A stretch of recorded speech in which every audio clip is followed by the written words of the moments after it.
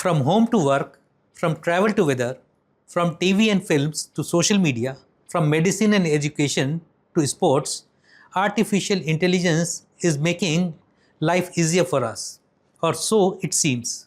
But is that a reality or illusion?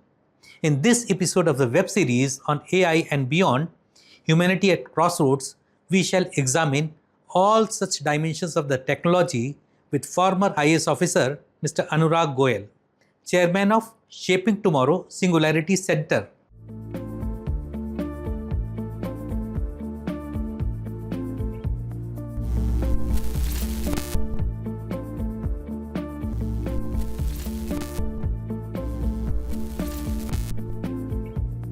Welcome to Indian Mastermind, sir. So let's begin by talking about artificial intelligence and how it is impacting the lives today, how a person, an individual is using artificial intelligence in its day-to-day life. So a very, very big question, Sharad. Actually, artificial intelligence is impacting everywhere and is going to impact everyone. But let me start small. As an individual, what does it do for me? Does it empower me? Does it give me qualities and skills which I don't have? Yes. Today, I've spent a lifetime with government and I'm not a technical person. I can sing a song, or rather, my poem can be converted into a song. I can make a film. I can be an expert in anything on earth. I can, in fact, I can give an exam. And all of it AI will do. Can I ask you one thing? Have you ever sung a song? No, I'm basically a bathroom singer, but yes, recently I have used AI too. You see, I was thinking of talking to you and giving all you and your audience holy wishes. So I wrote a poem in Hindi, and then I got AI to convert it into a song. And I would like you to hear that. Yes, please. Please. Of course, I'd like to hear that. And maybe our since the holy season is very close, so people will also like to hear that and enjoy. So my wishes to everyone, and this is what I wrote. रंग बरसने का त्योहार आया है, मन धोने का मौसम आया है, संकीर्ण विचारों से ऊपर उठकर एक होने का अवसर आया है, रंग बरसने का त्योहार आया है।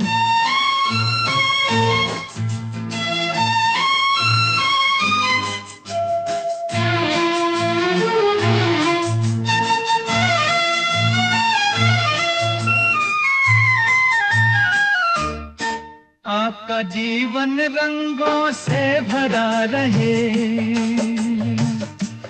पल पल खुशियों से महकता रहे, प्रियजनों का प्यार मिलाता रहे और खिल खिला कर गल मिल सब गाते नाचते हुए जोर से कहें बुरा ना मानो होली है भाई होली है। Fantastic poem. It's basically poem converted into a song by AI. So that's what I was saying. You have never sung a song, but now hearing this song appears as if you were always a singer. Thank you. Now I'll become a producer also. I can make films. Oh, can you? Yes. In fact, let me use it this way, Sharad. I was thinking that how do we make it easy for people to understand the difference in the life today and 5 years later? You're right. You see, a basic theme which we discussed last time was that in 5 years, the world will be totally different. There'll be a lot of disruption, hopefully not chaos, but certainly disruption. Everything, almost everything will change. And people will have to adjust.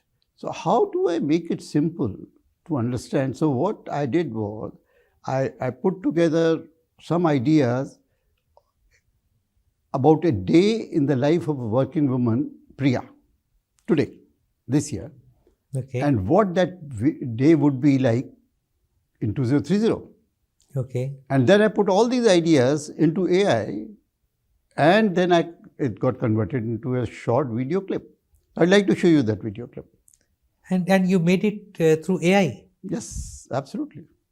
Good. So you are a film producer also. Let's I see will- the yes. video. Can we play it? 2025. The daily struggle, the alarm blares. Priya groans, snoozes it twice. She grabs her phone, emails, news, social media. The blue light strains her eyes. She rushes through her morning, manually making coffee, wasting time picking an outfit. Already running late, stuck in traffic, scrolling endlessly. Another headline about AI taking jobs. She sighs and keeps scrolling. Work is exhausting, sorting emails, long meetings, hours spent on reports. Deadlines pile up, overtime feels inevitable. At home, too tired to cook, she orders takeout. Netflix plays in the background, but she keeps checking emails. Mindlessly scrolling, still feeling disconnected. Restless, overwhelmed, unable to sleep. Another exhausting day ahead. This is life in 2025. 2030. The AI-optimized life. Priya wakes up refreshed. AI tracks her sleep, waking her at the perfect time. The room adjusts automatically, lighting, temperature, even a morning playlist. As she gets ready, a smart mirror updates her schedule. AI selects her outfit. In the kitchen, a custom breakfast is prepared just for her. No emails.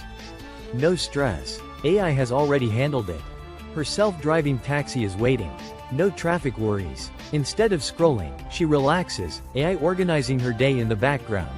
At work, AI sorts emails, drafts reports, and schedules meetings efficiently. Augmented reality glasses connect her with global teams. Productivity soars. No overtime. At home, dinner is ready. AI adjusts the ambiance, curates a workout. Instead of scrolling, she connects with friends in a metaverse cafe. No stress. No distractions. Just balance. This is life in 2030. Life is easier, but is she still in control? AI shapes her choices, filters what she sees, what she eats, what she does. It knows her better than she knows herself. The future is coming. Are we ready? So, okay, sir. Very nice video. Means I was amazed at the quality of the video produced. And आप इसमें देखें अगर तो कितना छोटी छोटी चीज़ों में डिफरेंस है. बेड है वो टेक्नोलॉजी कंट्रोल्ड है. उठते ही सब जो नाश्ता भी खुद नहीं बनाना, जाना भी कुछ नहीं, कोई परेशानी नहीं आज की तारीख में, 2030 में, और आज की तारीख में हर चीज़ में परेशानी है. So, but I suppose the AI started coming into our life in last 1 or 2 years. So let's first discuss how it is started and where it is today. Started coming into our life much earlier, but it has started making impact, and there's a clear line. You know, I have been interested in this for 10 years, and when I used to talk to people about what's going to happen, people did not really find it very interesting, in the sense they think it's science fiction, it is future. After ChatGPT came in November 2023, suddenly everything changed, because then they suddenly found, yeah, it can do it. And then suddenly every month, something better happened. So all exams were passed, MBBS, law. Recently, it did very well in the Maths Olympiad. So when people started seeing that, then they started seeing the applications all over, in everything. The automation which is taking place, and the reasoning thing which came into it, because earlier it was you told it something and it did that. Now it can reason for itself, and that is why I would say this whole idea of AI agents. So first, sir, I like to understand what is the difference between a Google and AI agent. Means earlier also we could ask Google anything and we'll get the answer in a fraction of a second. Yes, true. So what these AI agents like ChatGPT, what is the difference between the two? You see, Google became a repository of whole lot of information, almost everything. Right. And that's it. You want information, it will give you the information. But when you have models like ChatGPT to begin with, then others came, and I'll not name too many. And then you find that they are able to reason, they are able to work out, they're able to give you whole projects if you want, they can give you research if you want. Research which used to take 4 years can be done in 6 months, 3 months now. Okay. And now you have a recent OpenAI model called Deep Research. You can do the kind of research which would have taken years and years in maybe a few days, maybe a month. So the whole difference is that it actually taps all this information which is available in the internet, including Google. Okay. But after that, it uses it, brings it together in the way that you want it. It can structure it the way you want it. You can present it in the language in the kind of, because the original language tends to be boring. So you can even train it. And you know, this is a very interesting thing which even I have started doing. I always thought that using too much of artificial intelligence, ChatGPT, will reduce your creativity. And they are dangerous in that. But now one has conversation with this thing. So it's not even, I don't even say I use ChatGPT. I consult GPT. A lot of people all over the world, my friends all over the world, they say, no, I have not talked to my ChatGPT. So let me talk to that and then I'll come back to you. They have a conversation with ChatGPT. It was like a friend. So that means Google was a depository of information, whereas ChatGPT analyzes that information and gives you a very refined answer as per your needs. Yes. Which Google cannot do. Yes. But now there is another reasoning model. Means ChatGPT also has come out with its reasoning model, and there is a Chinese model, DeepSeek, which is into reasoning. So it reasons everything. You want it to answer a question, it keeps on reasoning within itself that why is he asking this question? What does he want to know? Shall I tell him that? Shall I analyze that? So it thinks like a human. Precisely. So what's going to happen? Now let me project to the next step. Right. Let me project it. Once it starts reasoning like humans, and that is what is happening, and once it can read human emotions, faces, recognition, and then it goes beyond that. Because a stage will come that will be more intelligent than humans. It will reason better, it will project better, it will think better, it will look at permutation combinations which humans cannot. Whether and when it will have the human creativity is an issue I don't want to touch at the moment.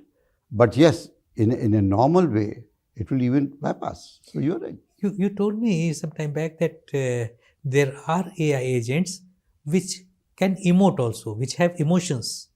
Yes. Yeah, which have emotions is, I wouldn't say it has emotions. It can read emotions. Okay. It can read emotions, and the several kind of clues which it uses for that, starting of course with facial expressions, and then it can read your state of mind also. And of course, even Google knows you better than you yourself know you. That depends on your search history. Whatever you are asking Google, whatever you are searching on Google, I think that depends on that. Yes and no, because now people say, and I don't know the veracity of these things, so I wouldn't say that, but a lot of not only what you search, a lot of what you mail, a lot of what you talk on telephone, all that can become an input. I don't frankly know whether it is actually or not, that's what people say. But the fact remains that you ask a question and suddenly you start getting answers from all over the Google thing also. Yeah, say suppose you have searched for a property or searched for a latest model, car model or latest phone model, and then whenever you go to Google or any social media handle, and you are flooded with all the offers on cars or property, whatever you have searched. So that means your preferences are being analyzed and being used by all the social media platforms. Yes, you know, this is something now becoming almost past kind of thing. In the past, not in the sense as an old kind of thing, this is an everyday thing. I mean, Netflix, Amazon, they all do it. Now the what I think 2025 is going to be important, and I think, it doesn't mean I think, but that's what I find experts are saying. 2025 will be the year of AI agent. And what's an AI agent is what you're talking about, It can think, it can analyze, it can plan, it can act. So what is going to happen, that what you do or want to be done, you can pass it on to an AI agent will do. I mean, even if in the film for Priya's Day, what is all the work they're doing? This is all the AI agents doing its work. The question, of course, will arise, one day, will Priya be necessary to do the work? So, but AI agents are coming at a speed that you cannot imagine. I mean, I was recently reading somewhere what has come in January, and let me just share with you what has come in January. Now, there is this Palona AI. Palona AI is emotionally intelligent sales agent. Now, when you talk to Palona, you feel that you're talking to a human being, not these chatbots that you talk to now when you ring. Similarly, Oracle's AI agent has come, and that is for manufacturing area. So you have got this Oracle's agent for supply chain automation. So it can help in procurement, it can help in manufacturing, supplier conversations. Why? You have IFCO making their own AI agents, you have got Baiju making its own AI agents, you have Microsoft doing it. So all over you find that lot of people, lot of companies, lot of agencies are starting making their own AI agents. Now when there's a whole lot of AI agents available to you, how many things would you like to do yourself? Nothing. But can you please elaborate, what is IFCO's AI agent do? Means I can understand Microsoft or such other things, but IFCO is a fertilizer manufacturing company. Yeah, so it has to talk to farmers, Okay. You see, all this Krishi Darshan and all those things that you used to do. Yeah. These agents can talk to them very comfortably. They ask questions and all Their that needs kind of thing. and Baijo will do it in education. So all of them have their specific needs. So let me put it in reverse now. I have a need. I create an AI agent to fulfill that need. And what happens, while your human employee may do it with differing levels of competence and diligence, your AI agent is going to be the way we want it to be. So that is what is going to happen. But this is only this year I'm talking about. I think very simply put, an educator, a teacher, has his own mind to elaborate something. But in AI, they put in, say, minds of 2,500 or maybe 2 million people, all very intelligent teachers. So how can an individual compete with a computer which has mind of 2 million people? Is that possible? While at a lighter level, 2 million people will never agree with each other and there will be a lot of confusion, but that is incidental. See, your point is very valid. What is going to happen, that at one level, the knowledge and expertise available to the AI agents or the AI entity, whatever it is, will be far beyond an individual. And which raises a very fundamental question, and this is a very, very important question is being looked at, is what will distinguish human beings from these? Because there will be creativity, critical thinking, the kind of human aspects, the humanity part of it, understanding part of it, collaboration part of it. There's a lot of things which AI cannot do today and maybe not in near future. So what is the difference in teacher you took as an example? The information part, even the knowledge part, AI can give you. And personalized learning can also help the AI to understand the student. But the way a good teacher will understand a student, the way it will communicate the student is different and can be higher quality in addition. And this is something we are now discussing these days. And in the episode on AI and education, we'll discuss in greater detail this whole issue of what is it that teacher will bring extra. Same thing in our episode on AI and healthcare. We'll come to what is it that doctor can bring extra over and beyond the AI agents. So the issue is that in the new system that we will be creating, Humans will have a clear space, and the AI will have its clear space. And my theory of future work is that there will be no human resources as such. Today you talk human resources using computer. You will actually have a workforce which will have humans using technology, including AI. You will have units which will sort of be combining part job human, part AI, and then there will be automated AI and robots doing it. So we'll talk about it in our episode on workforce and industry. The thing is that this is all evolving. I think this is very important to understand. What is being today may be disrupted tomorrow, may go in another direction. But yes, future is unlimited. But if I come to, say, medicine, in surgeries, so in surgeries, there is a lot of scope of something going wrong if a human being is performing a surgery. But robots, which have been fed, as I said, expertise of, say, 2 million people, 2 billion surgeons. So then the error of, the possibility of error will be minimal, maybe fraction of a... As yet, number one thing, we must remember that all these models have hallucinations. They are prone to, they themselves say that we're making errors, hallucinations. I wouldn't like to subject myself to a robot who can have hallucinations. And the second thing is, which brings me back to the basic question, we will have to have a much greater clarity on what part is human and distinctly superior and distinctly human, what part can be supported.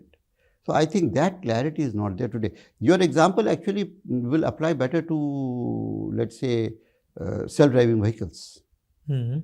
They are already yes. doing that. So there that distinction wise, they're all probably superior. Right. So we'll talk of all these individual issues later on, but I think there are much bigger issues that in this particular conversation you may like to touch on. I'll come back to that, but I'll first like to talk to you about the example of Priya you gave, the film you made. So if you can make a 2-minute film, so can you create a, say, half an hour film or maybe a 1 hour film also using AI if you have very good script? Well, let me just mention what one heard and read happened in Hollywood. When script writing, AI can do. AI can give it can give you the script, it can give you the various actors, it can create those actors, can do a lot of things. Now then it's only a question of time up to what level you raise that. So what you are saying is definitely in the realm of possibility. When it will happen is a question we will have to look at. It will happen sooner or later. That is one view.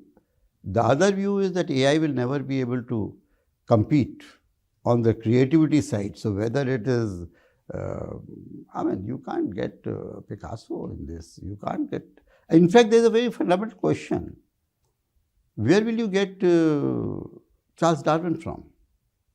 So, but the way we saw means AI defeating chess champions and that Chinese game champion means they are mastering rather defeating humans at their own trade, and some of the moves they have been making have been surprising human beings, because no champion has ever taken those moves on the chessboard or the Chinese game. So that means it is devising its own plans. It's not going by the information fed into it. Oh, yes, of course. That's right. That's right. And the point is, it is so logical, because you take anything. Human minds can consider a limited number of permutations and computation. AI goes to millions and millions, and even permutations and combinations, chooses the best through its own reasoning models. So this you mentioned last time also, and I think this is something which has to be understood, that this is already there and this difference will increase. And therefore, Sharad, I'll again come to this issue of the distinction between the two, and I'm not clear, nobody is clear what's going to happen. But one thing I do say, that what is the most important thing when all this happens, and we will touch on the future of AI a little now, what is most important, that we must remain human. And that is going to be very tough. That is going to be very tough because, you see, if you can outsource your thinking, if you can outsource your cooking, you can cooking people have already outsourced to some extent. But if you can outsource everything, and what is it that will make you human? The philosophy and consciousness, I will not talk about it. Someday we will, because this is another very important area being discussed among people at the very top level of technology. Right. What makes you human? What is consciousness? These are all. So I think at the moment I would rather think in terms of what AI can do in the next 5, 7, 10 years. And then let's see where it takes us. And this is what you call era of disruption. Yes, we are already living in an era of disruption. And you know, this morning only I was thinking that hopefully this disruption, which can be and should be very positive, because what is technology is going to do? It's going to disrupt everything. The way it's happening is going to disrupt. There is no doubt about it. All experts agree in the next 3 to 5 years. So firstly, and this is an important part of this conversation, every person must realize that her or his life will be directly affected by AI and technology in the next 3 to 5 years. You meet many people who think this is science fiction. It is not, that science fiction is now present. So everybody's life will be disrupted. But disruption can be very positive. Disruption can lead to very positive things. Yeah. Disruption can also lead to chaos.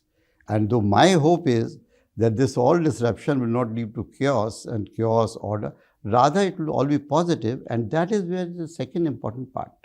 Once we realize that this is inevitable, what is it that we need to do?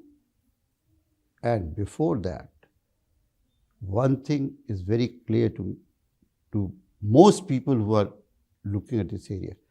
Whatever is to be done now. There's no time to be lost. We don't have the luxury to lose time, and we need to act now. Now then we can turn to what exactly we should do, what we can go to those issues later on. So is there an existential threat to the humanity, human beings, the human race? Yes. Now let me take you through the three. We briefly touched on it, but let me take it to what are the three things which make this technology different? How is artificial intelligence different from technology? The speed and scale. The way things are moving, they're moving so fast. If you see, we checked on ChatGPT.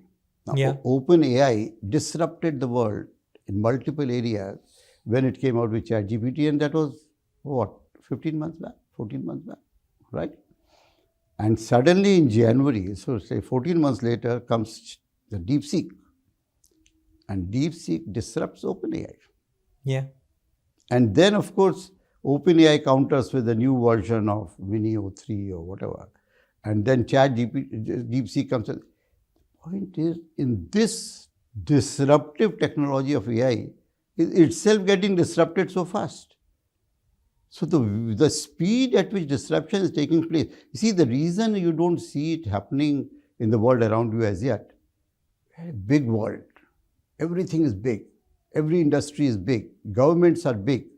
It takes time to see, to change. So it's not happening.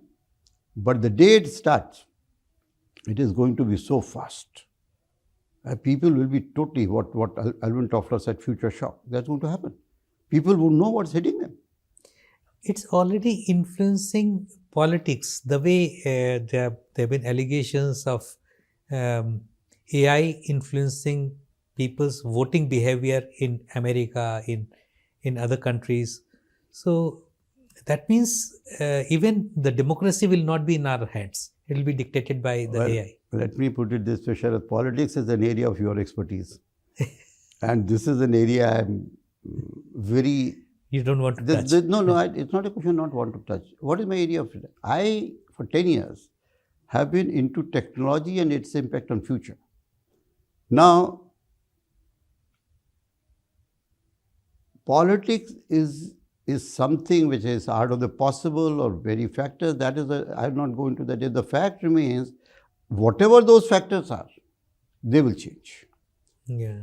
A lot of other things will change. But what I want to talk is what is my area, is the impact it will have. Now, what you are referring to is the ability of AI to project things which are never there. Right. You can create deep fakes which are actually not true. So the ability of using AI or misusing AI to create a disinformation campaign of the kind which you could not have thought of earlier. You're right. That is possible.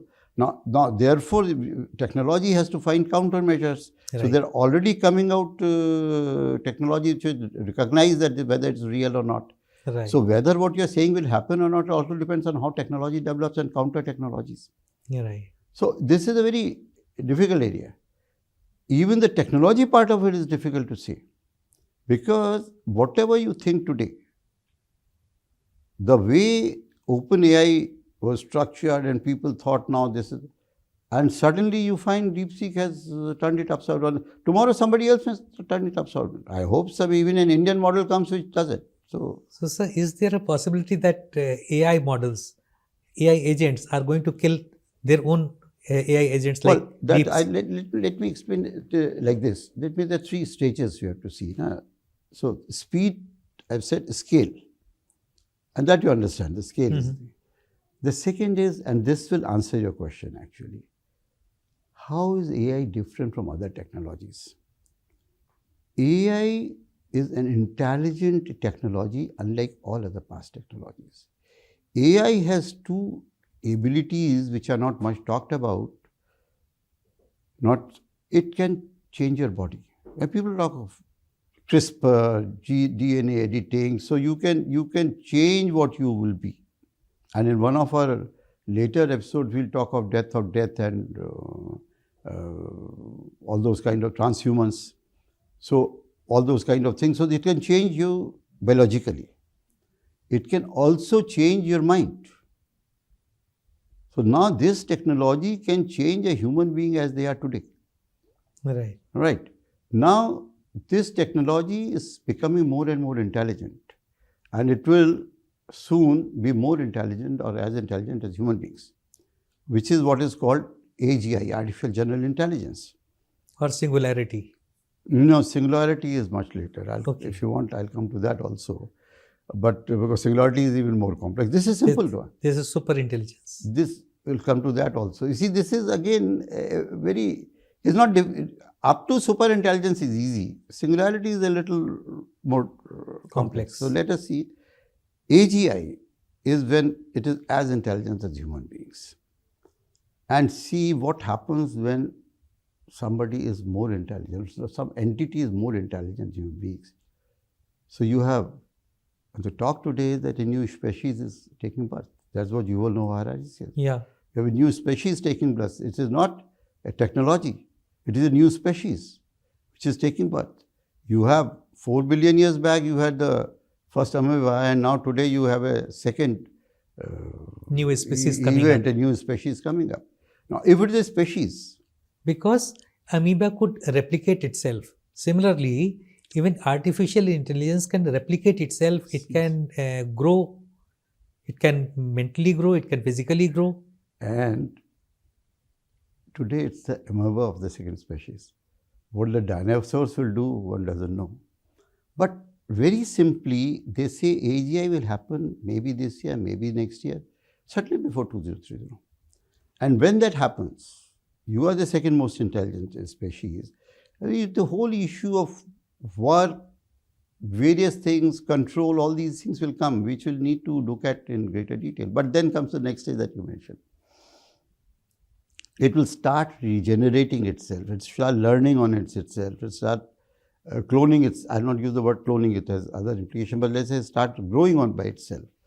And by 2035, some experts say, the founder of SoftBank says by 2035 you will have super intelligence. And then he defines super intelligence as 10,000 times more intelligent than human being. Now, it's impossible to, what does it mean? I don't know. It's 100 times, 1,000 times, 10,000 times, what does it mean? That means that amoeba would have become kind of a dinosaur, maybe mini dinosaur or big dinosaur. I hope not a dinosaur. I hope it will. You see, I tell you, the two things I would like to share with you. One is, I started thinking of AI as Aladdin ka chirag. Right. So it empowers you to do anything that you want, not really. Positive or negative, anything. Yeah. Yes. So, but it empowers you. The point to be made is like Aladdin ka chirag empowers you. Now you go to the point कि ये सब है क्या AI? ये सब तो technology हो गई. एज ए ह्यूमन बीइंग को मैं कैसे समझूं, तो मैं सोच रहा था एक दिन कि AI को मैं कैसे समझूं. तो एक पोएम मैंने फिर उसमें छोटी सी लिखी जी, जो मैं आपको बतलाना चाहूँगा कि जिससे ये पता लगता है कि क्या हो सकता है, क्या है. तो मैंने अपने से सवाल किया, क्या है ये AI जो सब कुछ झंझोड़ रहा है? क्या है ये AI जो सब कुछ झंझोड़ रहा है? क्या दुनिया बदल देगा, तहस नहस कर देगा? क्या है ये AI जो सब कुछ झंझोड़ रहा है? क्या दुनिया बदल देगा, तहस नहस कर देगा? क्या हम बेबस हो जिएंगे एक डरावनी दुनिया में, या एक स्वप्निल दुनिया बनाने का अवसर है ये? You see, this is, to my mind, captures in very simple way the potential. So that means we are standing at a crossroad. Yes. So we can either create a new world or we can destroy our present world. So it can do both things. Absolutely, Sharad, you got it. This is the inflection point. This is my fear and this is my hope. My fear is that not many people are realizing that when they ignore the impact of technology and AI, thinking this is something in the future for somebody else, they are actually playing with the future of their children and grandchildren. They don't realize. So that is my fear. Because if you don't do what needs to be done today, tomorrow will be too late. So maybe we need to take some safeguards. And as you said, that it can create a 2-minute Priya film, but it cannot possibly make a blockbuster type like RRR or Bahubali or something of that stature, Avatar. So maybe right now it is unimaginable. But as you are saying, it's growing at as a disruptive speed and scale. So maybe 2 or 4 years down the line, even that will be possible. See, anything is possible because people say it will even start understanding sentiments, it will be able to. So, I mean, imagine let me use the word robot for, see, is a robot which looks like a human being, can understand human emotions, can play with the human emotions, can do anything. So, you need to make sure that such AI, such robot cannot harm human beings. देखिए, ये तो मेरा सोच था कि AI क्या कुछ कर सकता है. अब आप इस तरह देखिए, ये जो इस समय हो रहा है, जो चर्न हो रहा है, ये है क्या? तो मुझे लगता है समुद्र मंथन हो रहा है. इस टेक्नोलॉजी में, AI में एक समुद्र मंथन हो रहा है, और समुद्र मंथन की तरह इसमें विष भी निकलेगा, अमृत भी निकलेगा, लक्ष्मी भी निकलेंगी, कल्पवृक्ष भी होगा. अब वो कैसे, किस फॉर्म में आएगा और क्या होगा? अब देखिए, जैसे इसमें विष, अमृत लीजिए. Amrit is what in this dialogue all over the world people say it is the utopian world. मतलब AI से दुनिया बिल्कुल जन्नत बन जाएगी, हेवन हो जाएगी, स्वर्ग हो जाएगी. तो यूटोपियन. दूसरा वर्जन वो कहते हैं कि डिस्टोपियन, बहुत ख़राब हो जाएगा, तो वो विष निकलेगा. तो इसी तरह अमृत हो गया. तीसरे लोग कहते हैं कल्पवृक्ष. अब वो हमने चर्चा की कि इसमें तो you can think of it and it can help you. तो और Lakshmi is very important now, because this will create a lot of wealth. But the issue is for whom? Because this wealth which will be created, if the way it goes, it will be a wealth which is created for a limited number of countries or a limited number of corporates or people. And that creates a very, very major issue, the whole issue of inequality.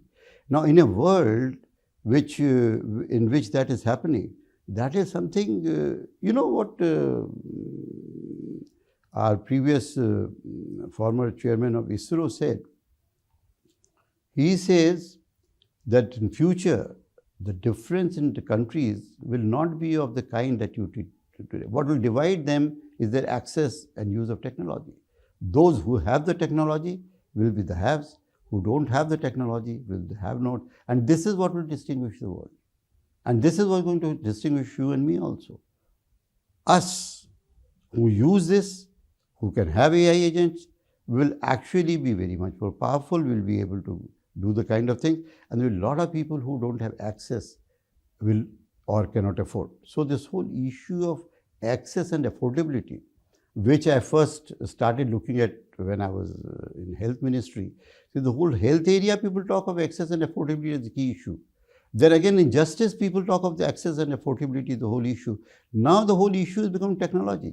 The poverty is not having more money or less money. Poverty is having access and affordability for this thing. And this is an area which requires a lot of focus from policymakers and from individuals. Therefore, you need to start some sort of regulation now, some sort of, not even regulation, it's beyond that. What they call ethical and responsible AI. In fact, Microsoft has just announced that they are going to set up a hub in Abu Dhabi on this. See, the whole thing is governments all over the world, are they able to focus? Because even if you say that we will not allow it to happen, we'll make it a law of robotics that it cannot harm. But how do we do it? Do we know how to? This is something, an area which is only, I would say, requires focused attention. Only then you can say, okay, now we are working on it, and human ingenuity is unlimited. In fact, this unlimited word also makes me think that you have unlimited intelligence at your disposal now. You see, earlier, if you ask somebody if you unlimited wealth I'm going to give you, what will you do? Some will of course collapse because of shock. But those who survive and are happy, they actually won't know what to do with them. Do we know what we'll do with this intelligence? Have we thought it through? So I don't want to make it so complex, but the fact remains that we are definitely at crossroads, at inflection point, but I would say we are at the point of defining the future of humanity. And Yuval Noah Harari is on record to say that. Yeah. So we are at that point of defining the future of humanity, the future of Earth. And if we do not do it consciously in a positive, creative way, there could be problems. That reminds me of a story. A dear friend of mine who is no more in the world, he told me he was a very senior officer in DuPont company. And there was an Indian businessman who approached DuPont to seek their technology in making polyester. And the obvious question is, why do you want our technology to make polyester? And the gentleman said, because I can see 10 years from now, people will be wearing polyester and cotton will be a luxury. And that clinched the deal because he was a visionary. And now you see, everyone is wearing polyester. And cotton and linen, they are actually item of luxury. So maybe we need such visionary people now to see and foresee what future holds for us in using AI right now and take safeguards. I entirely agree. In fact, that is a very important thing you said, and I'll add one more thing to that. They need to successfully share their vision and reason with people at large. Because unless it becomes, if people at large don't realize, if decision makers and leaders don't, you see, a single visionary can give you vision, it can empower you, it can do, but ultimately you need a nucleus for any transformation change. Do people who are decision makers, leaders at multiple levels, not at the top only, do they realize all over the world you find Not really that much, because they have so many problems they have to tackle on a day-to-day basis. So that is the challenge for this visionary, would be how to communicate effectively to not only the leaders, decision makers and middle level managers and lower level, to the people at large. How, when and how will you create a communication network system by which each citizen understands that we are talking about his or her future, we are not talking about the future of, and more importantly, the future of their children and grandchildren.